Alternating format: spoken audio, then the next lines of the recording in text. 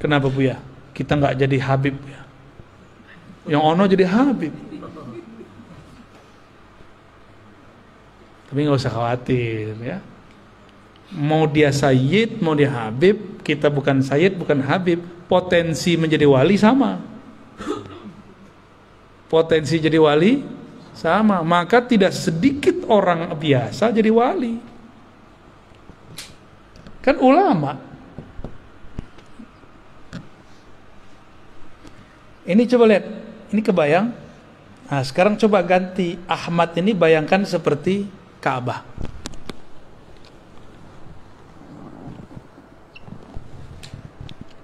Ini ilustrasi aja. Ya.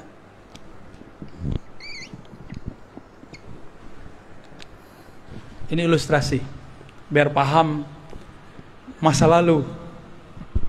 Kenapa ada satu amalan unik dalam ajaran Islam namanya tawaf? Tawafnya kok ke Ka'bah? Kenapa tawaf di situ? Kok tawafnya ke batu lagi ya? Batu hitam, batu bata. Oh ternyata ada rahasianya. Tubuh tawaf kepada tempat mulia itu. Walaupun dia dari tanah, dari batu. Karena ada rahasia di situ. Air zam-zam Ka'bah. Ternyata ruh dia juga bertawaf. Tawafnya jasad kepada Ka'bah. Yang disebut haji mabrur kalau ruhnya ikut tawaf. Jika nurnya ikut tawaf. Nah kita ini tercipta dari nur Nabi Muhammad dengan kunnya Allah.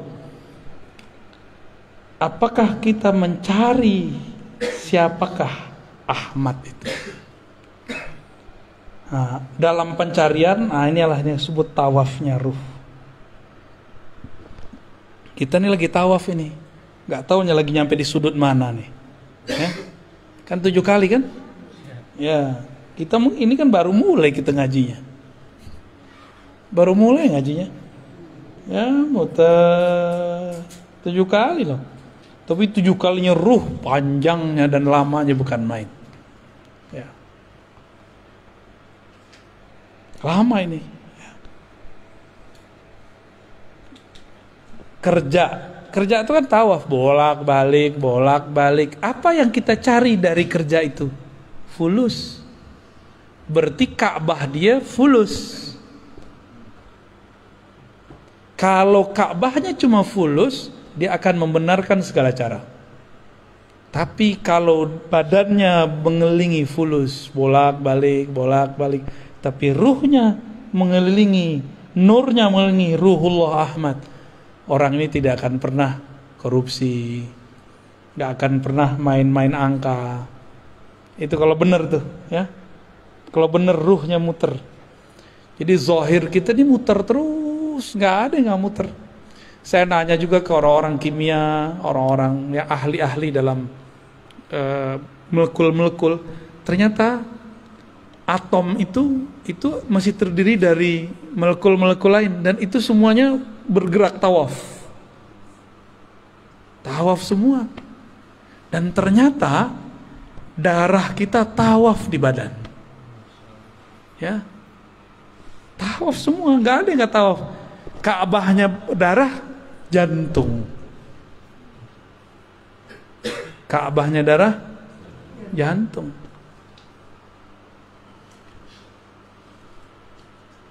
Oke? Kalau sudah punya gambaran begini,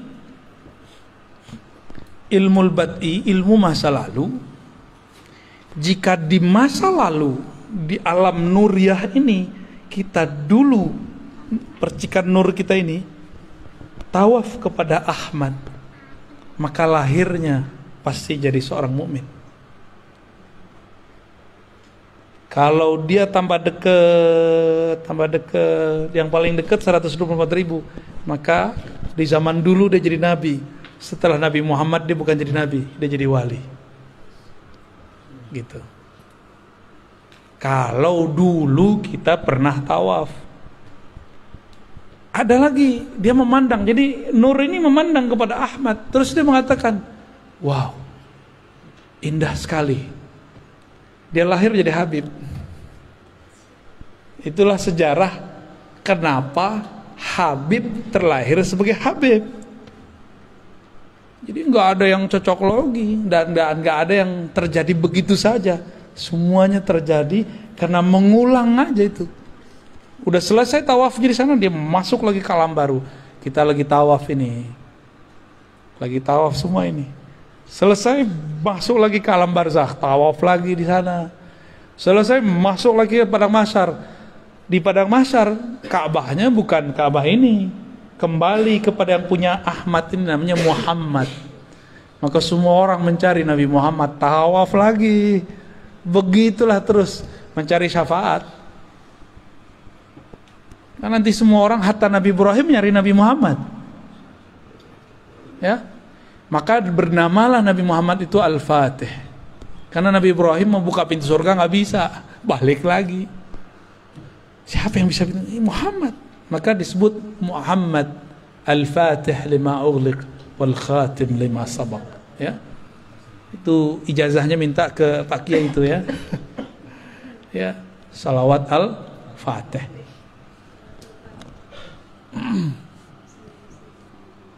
Jam 10 Bu ya. Gimana? Tanya jawab atau lanjut? Lanjut tidur. Ya rehat dulu. Bismillah.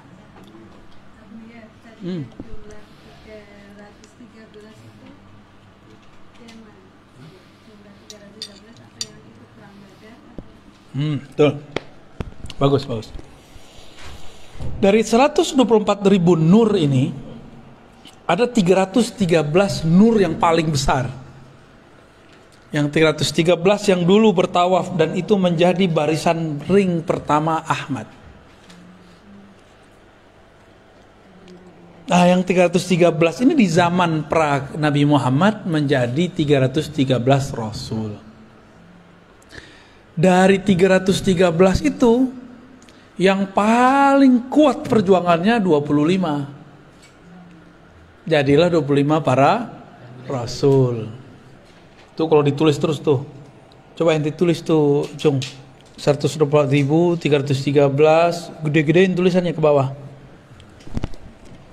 Dari 313 itu ada 25 yang kemudian sangat luar biasa perjuangannya. Dari 25 ada yang paling penyabar, 5 nabi. Dari 5 itu semua sumber kesabarannya ada dari satu sosok. Itulah Muhammad sallallahu alaihi wasallam, Sayyidul Awwalin, Sayyidul Akhirin. Ya, 300. Inti jangan salah tulis, bukan 212, bukan 414. Ya, 313. Ya. Kalau 212 tuh kawan-kawan kita yang berjuang kemarin tuh ya. Iya, 5. 5 jadi berapa? 1.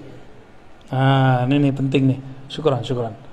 Jadi 124.000 itu ring terluar, ring terdekatnya 313.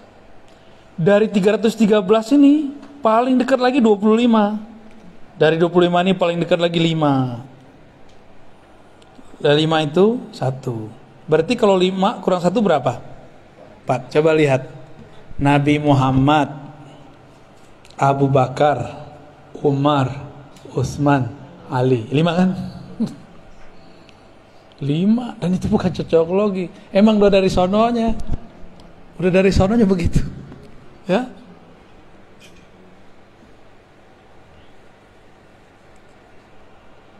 Kalau dulu begitu, di akhir zaman kata Nabi akan ada musuh besar. Para nabi dahulu pun tidak sanggup melawannya, yang sanggup melawan umat Nabi Muhammad.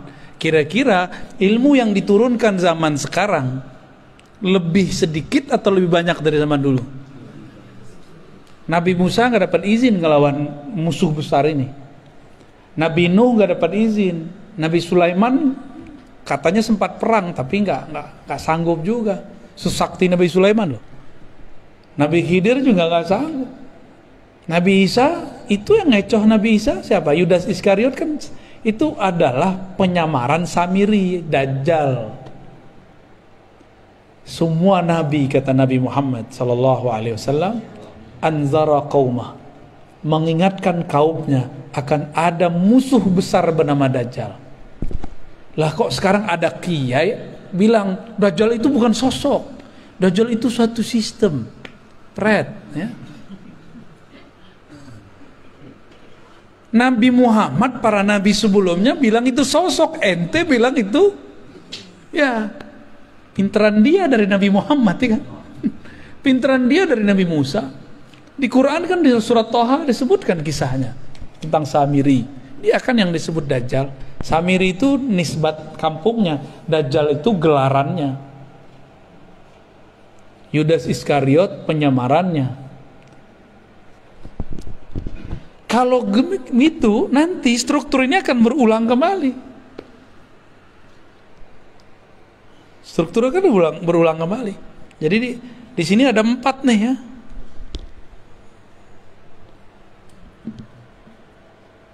Sama ntar.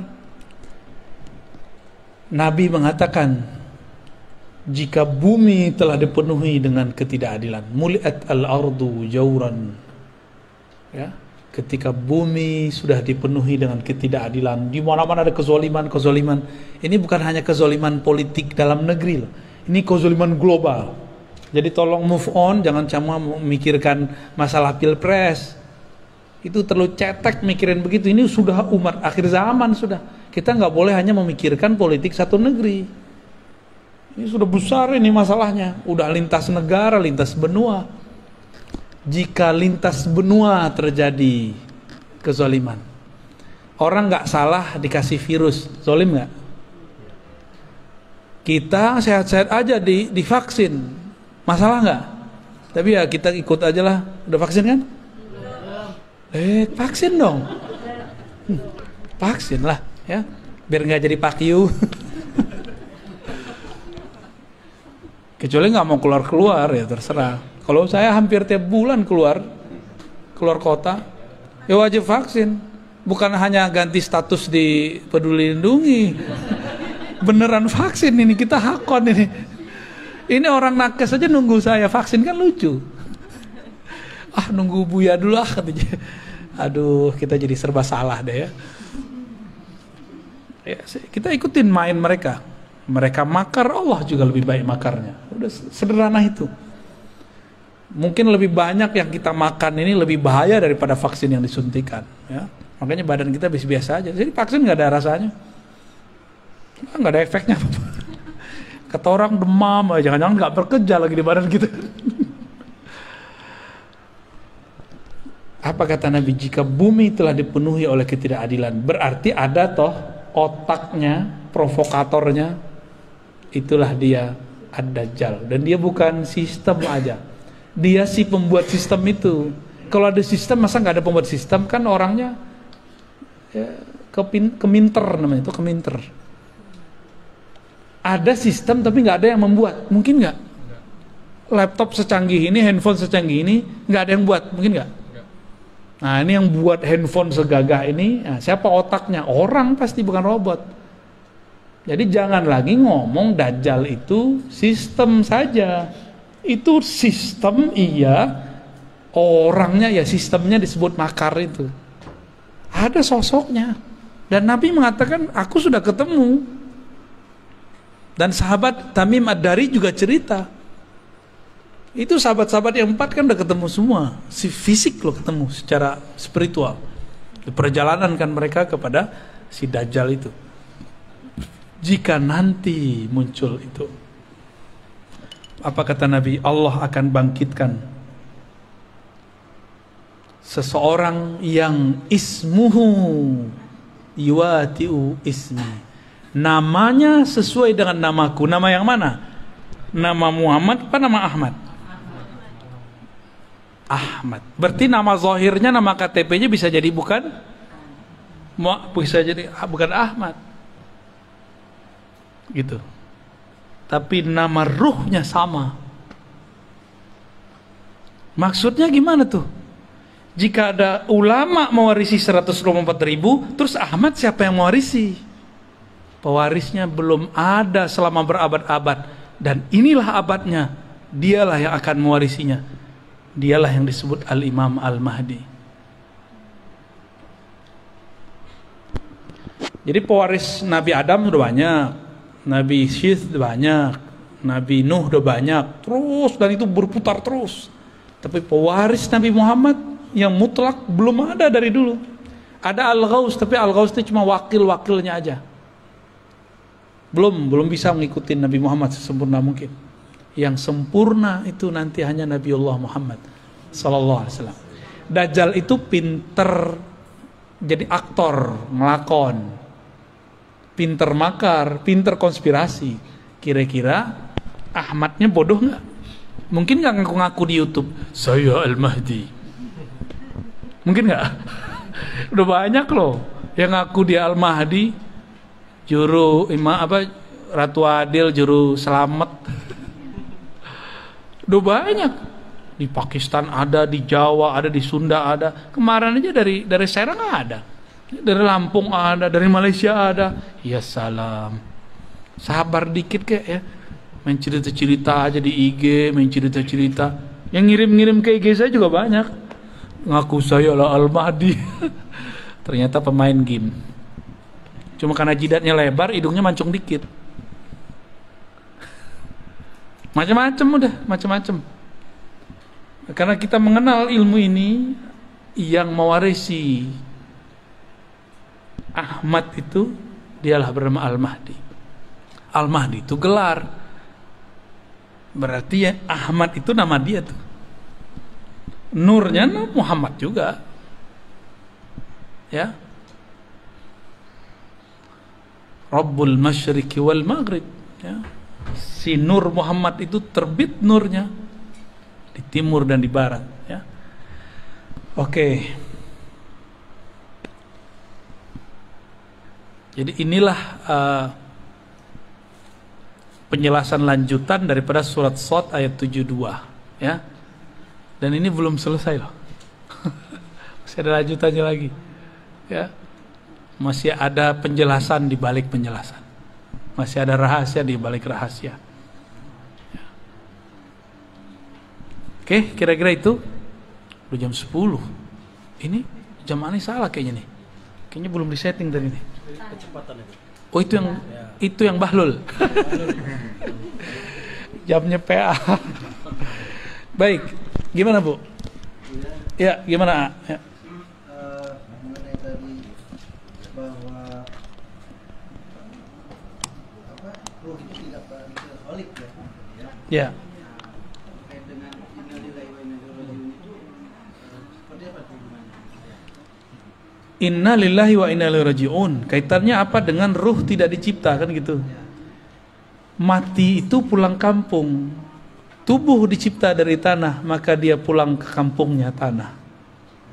Ruh dihembuskan dari ruhi Ahmad, maka dia harus cari jalan pulang ke. Bisa nggak ruh tubuh tanpa ditanam dia tertanam? Gak bisa, harus ada yang ngurusin, dimandiin, dikuburin. Tuh, paham maksud saya? Ini ilustrasinya. Jika tubuh zahir ini harus ada yang urus, harus ada gurunya, apalagi harus ada yang nunjukin jalannya, harus ada yang gendong. Jadi ruh ini kalau dia berpisah nggak ada yang jemput, dia akan gentayangan kemana-mana. Tapi bukan jadi hantu, bukan. Yang jadi hantu itu jin. Dia akan kemana-mana, dia mencari pertolongan. Siapa? Aku mau kemana ini? Dia bingung. Maka sekarang kita kasih tahu, kalau kita meninggal kita harus kembali kepada Ruhullah Ahmad. Ini yang harus dicari, ya. Makanya ada satu sholawat boleh diamalkan. Allahumma ya Ahad, wahai ya Allah yang Maha Esa, Maha Tunggal, sholli ala Ahmad, limpahkanlah rahmat, sampaikanlah ruh kami kepada ruh Ahmad. Itu maknanya. Pulangkanlah ruh kami kepada ruh Ahmad. Pulangkan kami kepada ibu kami, induk kami. Kalau kita masih punya ibu, pengen pulang kampung nggak kalau ibunya di kampung? Ibunya di sini, berarti pulangnya di sini, ya kan? Coba misah sehari aja, nggak mau kan? Nggak mau tuh, pelukan langsung. Begitulah nanti jika ruh tahu jalan kepada ummur ruh, nanti mereka semua akan bermanja-manja. Makanya kalau bener nih kita sholawat, kita mewek-mewek nyebut nama Ahmad. Nggak ada orang yang nggak bisa nangis kalau nggak sebut Ahmad. Cuma ini kita lagi tahan-tahan aja nih. Kalau bener nih ruh, dia percikan dari hembusan Ahmad, disebut Allahumma ya Ahad, salli ala Ahmad. Enggak, pasti ngalir. Ya Allah, ruhku ini adalah bagian dari hembusan ruhmu Ahmad. Tolong kembalikan ia kepada ruhmu Ahmad. Sampaikan kami kembali pulang kepada ibu ruh kami Ahmad, induk ruh kami Ahmad. Enggak nangis berarti dalamnya hitam. Itulah rahasia. Silakan diamalkan itu, ya. Ya, Allahumma ya Ahad, salli ala Ahmad. Allahumma ya Ahad, salli ala Muhammad. Allahumma ya Ahad, salli ala al-Mahdi khalifatika ya Allah ya Ahad. Allahumma salli ala Al-Fatihah.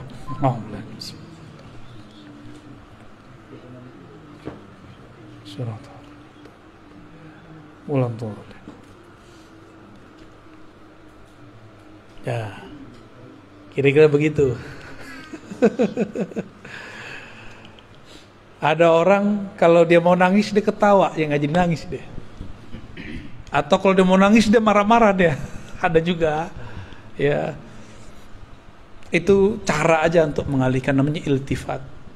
Cara aja. Kan repot. Guru mau ngajar, nangis mulu ya repot semuanya. Ya. Tapi rasakanlah itu. Nah, baca itu kalau bisa pagi atau malam, tahajud 100 kali. Nikmati itu bacaannya. Ya Allah, yang menghembuskan rohku dari Ahmad, pulangkan ruhku kepada ibu ruhku Ahmad. Maka bernamalah Ahmad itu ummur ruh, induknya roh, ibunya roh. Ini istilah aja ya.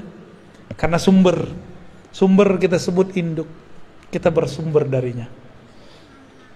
Kalau meninggal, insya Allah dia tahu jalan pulang kampung. Ya, biasanya dia ada namanya ya.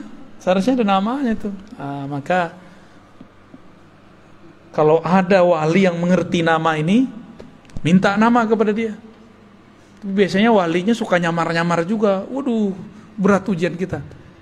Karena Dajjal itu suka melakon, memalsukan dirinya menjadi orang baik. Maka yang mengerti nama ini pasti dia memalsukan dirinya seakan seperti orang yang tamak dunia, jahat, kayak nggak sholat, kayak itu orang yang paling durhaka sedunia. Ya, itu namanya malamatiyah. Itu berat ujiannya. Nah, ujian bagi kita kalau emang punya ruh, coba tanya ke dalam ruh. Jangan hanya pakai akal. Kalau akal kita bilang, masa sih? Akal kan gitu ngomongnya. Kalau ruh dia nggak ngomong begitu. Ya. Dulu orang Arab bingung, Muhammad ngaji di mana?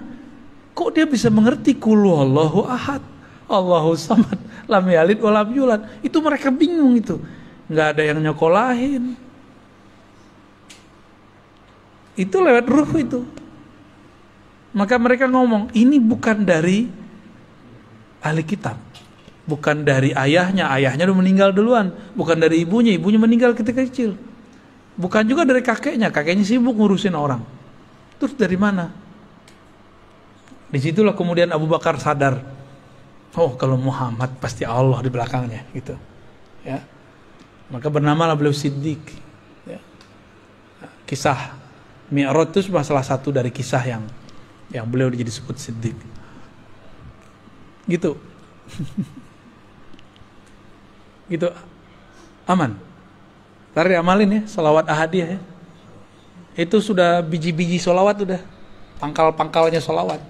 Karena sholawat itu banyak, ada Al-Fatih, ada sholawat Nurizat, ada sholawat Tibil Qulub. Nah, ini masing-masing punya fungsi, punya rahasia-rahasia. Ini sholawat ma'rifat. Ya. Dan itu nggak dibuat-buat, emang dikasihnya begitu. Siapa yang ngasih? Ya itu tuh. Ahmad Ruhullah yang ngasih. Gitu. Nah, gimana cara koneksinya ya? Kita kan punya ruh. Seharusnya kita bisa juga dong koneksi sama dia. Kenapa kita nggak bisa berinteraksi, terhubung kepada ruh Ahmad? Karena kalau kita punya handphonenya bagus, tapi baterainya soak. Baterainya ada, kartunya nggak ada. Kartunya ada, pulsanya nggak diisi. Pulsanya lengkap, nomor sudah punya, nomor yang dihubungi nggak punya. Nomor yang dihubungi sudah punya, tapi nggak mau nelpon. Paham itu bahasa-bahasa ya, bahasa-bahasa kias lah ya. Semoga kita bisa mengerti ya kias-kias ini. Ya, maka harus persiapkan casing yang bagus. Persiapkan juga kartu energi yang bagus. Kartunya apa? Kalau mau download aplikasi, bisa nggak tanpa nama akun? Maka harus punya nama akun. Apa nama akunnya? Itulah nama ruh. Maka ilmu tentang nama ruh adalah awal dari berkoneksi dengan Ahmad Ruhullah.